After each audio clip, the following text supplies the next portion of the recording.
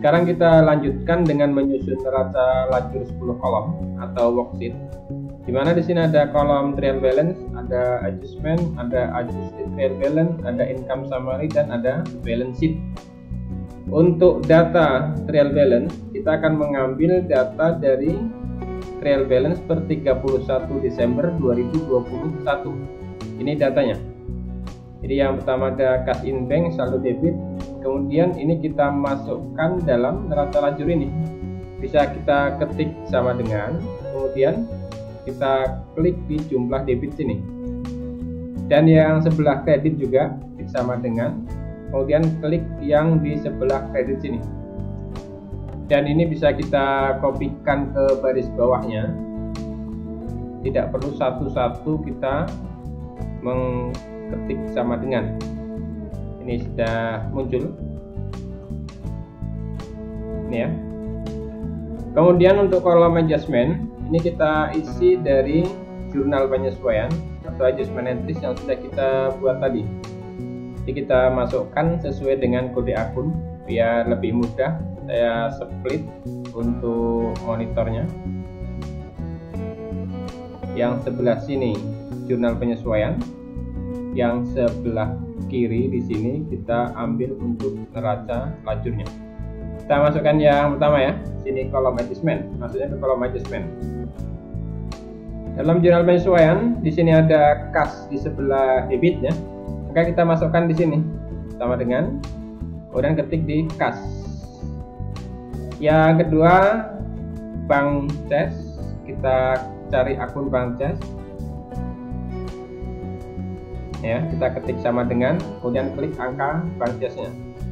Dan berikutnya ada interest revenue, ini ya, di sebelah kredit. Berikutnya ada surplus expense di sebelah debit, dan di sebelah kreditnya di sini ada office supplies. Kemudian di sebelah debit lagi ada uncollectible account, ada debitnya. Dan di sebelah kreditnya ada allowance for bad debt, sebelah kredit. Kemudian berikutnya ada akumulasi depresiasi. Kita ambil yang bebannya dulu ya. Di sebelah debit untuk Faisal ya, kita ketik sama dengan, kita masukkan ini ya. Kemudian equipment, ini equipment. Kemudian berikutnya building. Dan kita masukkan yang di kredit, di sini ada akumulasi depresiasi. Untuk akumulasi depresiasi building, kemudian equipment, dan kemudian sini untuk Faisal. Dan berikutnya di sini ada wages and salaries. Kemudian di kreditnya accrued expense. Kita masukkan sebelah kredit.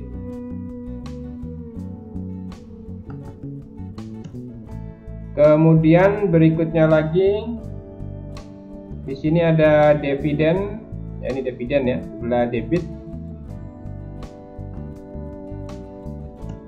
Kemudian di kreditnya ada dividen payable atau hutang dividen. Ini dividen payable. Kemudian income tax payable. Dan berikutnya ada value added tax paid out di sebelah debit. Ini ya, sebelah debit. Kemudian ada value added tax in atau paid in di sebelah kredit. Sini ya. Kemudian prepaid tax di sebelah kredit. Dan habis ya, sudah selesai. Kita perbesar saja. Dan kita jumlahkan terlebih dahulu apakah jumlah debit dan kreditnya sudah sama atau ada selisih. Kita ketik sama dengan sum, kemudian kita blok yang akan kita jumlahkan sampai akun yang paling atas ya, Custom Bank. Kemudian kita enter, dan ini bisa kita kopikan ke sebelah. 11.488.934.020 11.488.934.020 sama ya untuk trial balance. Kemudian adjustment 158.719.825 158.719.825 tadi sudah sama. Kemudian selanjutnya kita akan mengisi adjusted trial balance, yang mana adjusted trial balance ini akan kita isi dari trial balance disesuaikan dengan adjustment. Jadi kalau ada akun yang sama-sama debit nanti akan ditambah, kemudian kalau sama-sama kredit akan ditambah. Tapi kalau dia berbeda, ada debit kemudian di sini kredit akan dikurang, atau di sini kredit kemudian di sini debit akan dikurang. Ya, kita bisa membuat rumus di sini biar nanti terisi secara otomatis tanpa kita menjumlahkan secara manual. Kita ketik sama dengan if atau jika trial balance debit ditambah dengan adjustment debit dikurang trial balance credit dikurang adjustment credit lebih besar dari trial balance credit ditambah adjustment credit dikurang trial balance debit dikurang trial balance debit, maka trial balance debit ditambah adjustment debit dikurang trial balance credit dikurang adjustment credit, selain itu 0. Kemudian kita enter. Kemudian kita isikan yang di sebelah kredit sama dengan if atau jika trial balance credit ditambah adjustment credit dikurang trial balance debit dikurang adjustment debit lebih besar dari trial balance debit ditambah adjustment debit dikurang trial balance credit dikurang trial balance credit, maka isilah dengan trial balance credit ditambah adjustment credit dikurang trial balance debit dikurang dengan adjustment debit, selain itu 0. Kemudian kita enter, dan ini kita bisa mengkopikan ke bawah tanpa kita harus membuat rumus satu persatu. Kemudian paste ya. Semuanya di sini dapat kita lihat sudah terisi. Sekarang kita cek jumlahnya apakah sama antara debit dan kredit. Kita bisa mengkopikan dari yang sebelah sini.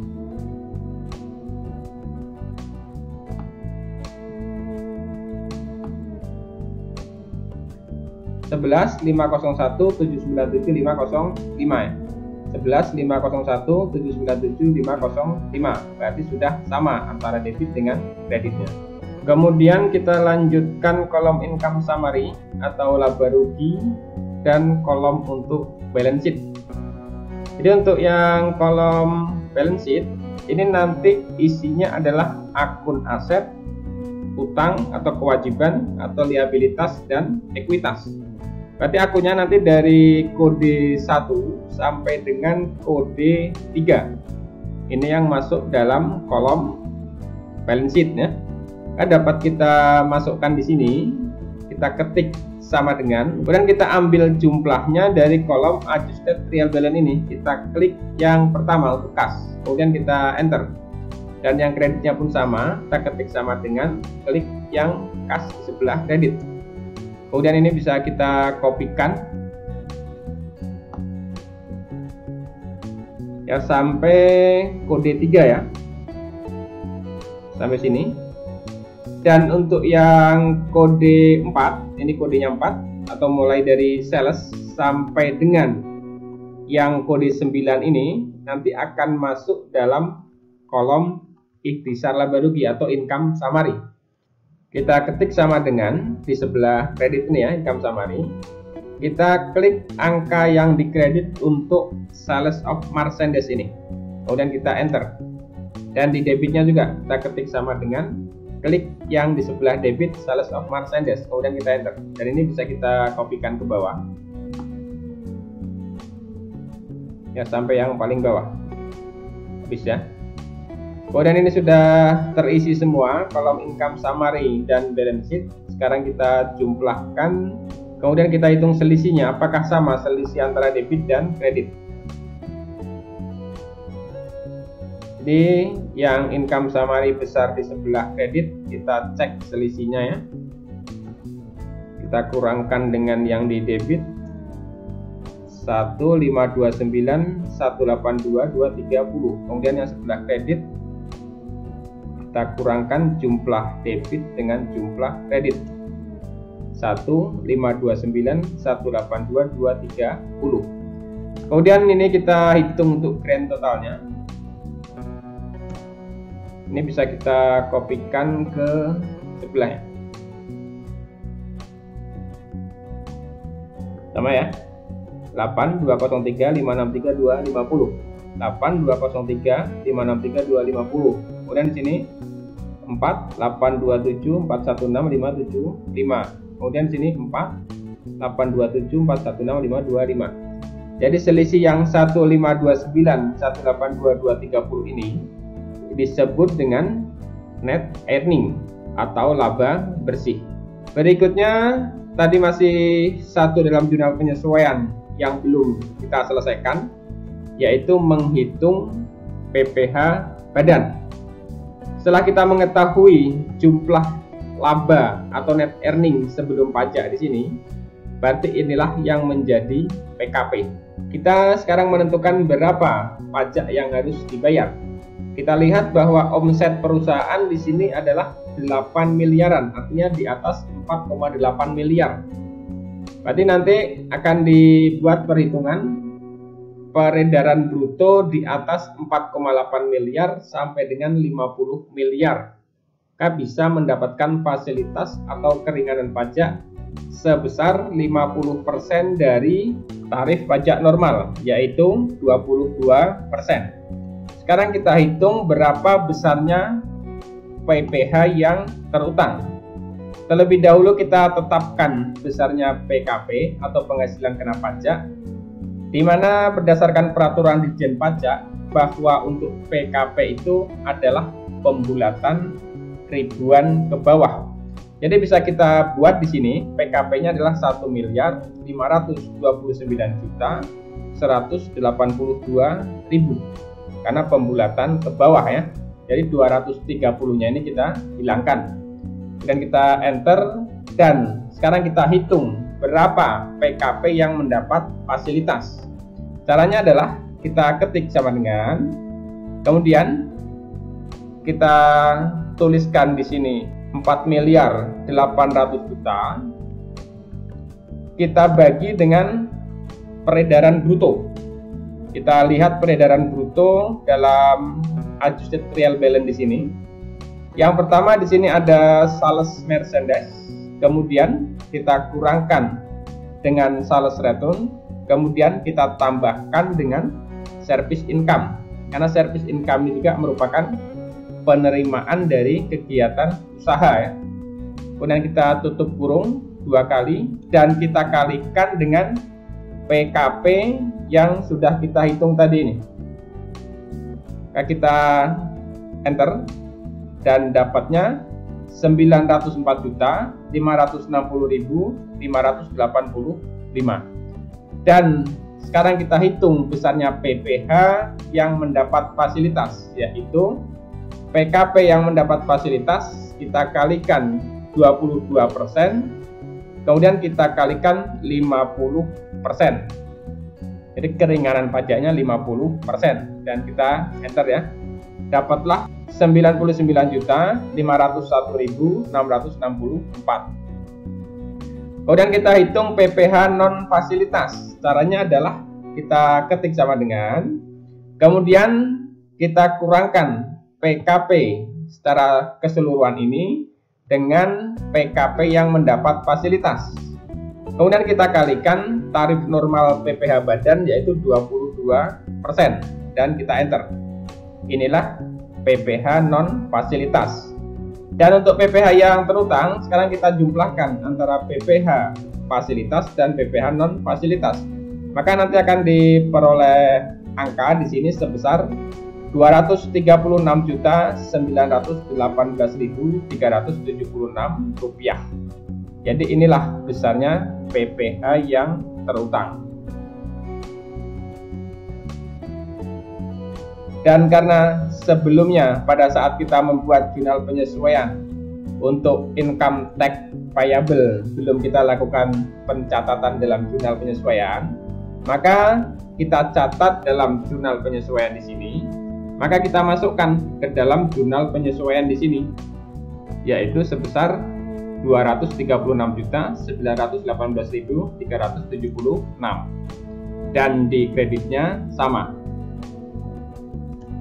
Kemudian jangan lupa dimasukkan dalam buku besar karena harus diposting juga ya. Jadi ini income tax ya, tanggal 31 dari adjustment.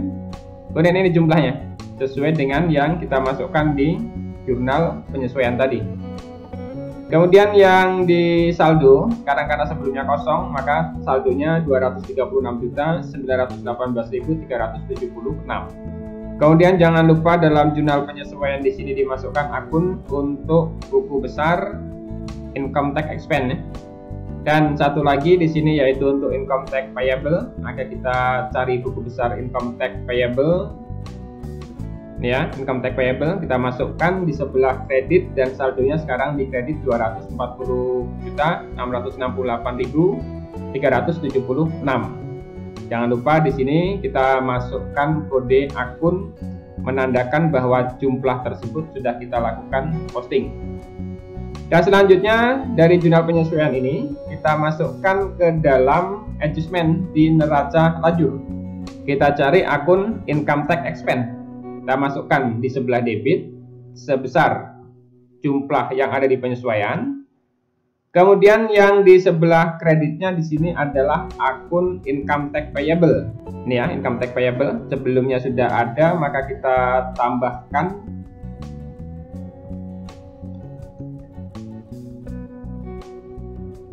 Kemudian kita enter ya.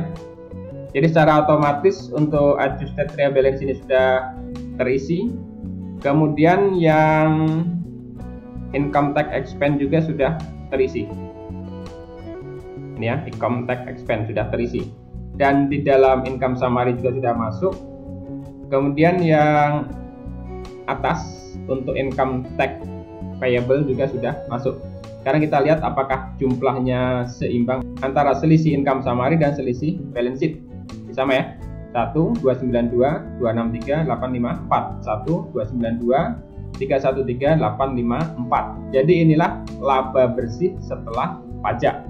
Inilah cara menyusun neraca lajur untuk PT Jayatama periode 31 Desember 2021.